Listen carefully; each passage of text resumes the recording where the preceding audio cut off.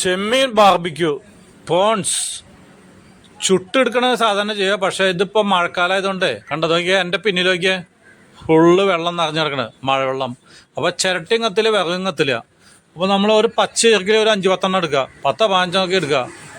എന്നിട്ട് ഇതിൻ്റെ ഓല കളയുക. കണ്ട, ഈർക്കിൽ മാത്രം എടുക്കണം നമ്മൾ പച്ച. അപ്പോൾ പച്ച എടുക്കാൻ കാരണം വെച്ചാൽ ഇത് എണ്ണയിലിടുമ്പോൾ അങ്ങോട്ട് വളഞ്ഞു വരും, ചൂരിൽ പോലെ അങ്ങോട്ട് വളഞ്ഞിങ്ങോട്ട് വരും. കണ്ടോ? അപ്പം നമുക്ക് ഇത് സുഖമായിട്ട് ഉപയോഗിക്കാൻ പറ്റും. ഇത് അപ്പോൾ ഇഞ്ചി, പച്ചമുളക്, വേപ്പല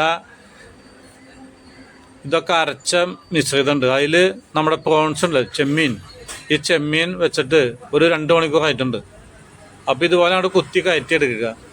ഇതൊക്കെ നമ്മൾ ഭാര്യമാരെയൊക്കെ ഒന്ന് സഹായിക്കണം. അല്ലാണ്ട് വെറുതെ തിന്നാൻ വേണ്ടിയിട്ട് ഊട്ടുമുറിയിലെ ഊണുമേശയുടെ മുന്നിൽ പോയിട്ട് ഇരുന്നിട്ട് കാര്യമില്ല, തീൻമേശയുടെ മുന്നിൽ. എന്നിട്ട് ഇരുന്നിട്ട് വയറ് നിറച്ച് ഭാര്യനെ കുറ്റം പറയുക. ഈ വക പരിപാടിയൊന്നും ചെയ്യരുത്. നമ്മളൊക്കെ ഒന്ന് സഹായിച്ചു കൊടുക്കാം. അപ്പോൾ ഇത് നമ്മൾ എണ്ണയിലേക്ക് ഇടാൻ പോവാണ്. കണ്ടോ? എണ്ണയിൽ കിടന്നിട്ട് ഇപ്പം തിളയ്ക്കുമ്പോൾ കണ്ടില്ലേ എന്താ മണം വരുന്നത്. ഇതിൻ്റെയൊക്കെ ഫ്ലേവർ അപാരം തന്നെയാണ്. അപ്പോൾ ഇതൊക്കെ വെന്ത് കഴിയുമ്പോൾ നമ്മൾ വെച്ചാൽ ഇതൊന്ന് മറച്ചിടും. ഒരു സൈഡൊക്കെ മൂത്ത് കഴിയുമ്പോൾ ഉണ്ടോ മറച്ചിടും. കാരണം വെച്ചിട്ടുണ്ടെങ്കിൽ നമ്മൾ ഹോട്ടലിലത്തെ പോലത്തെ ഒന്നും കുറേ എണ്ണ ഒഴിക്കില്ല.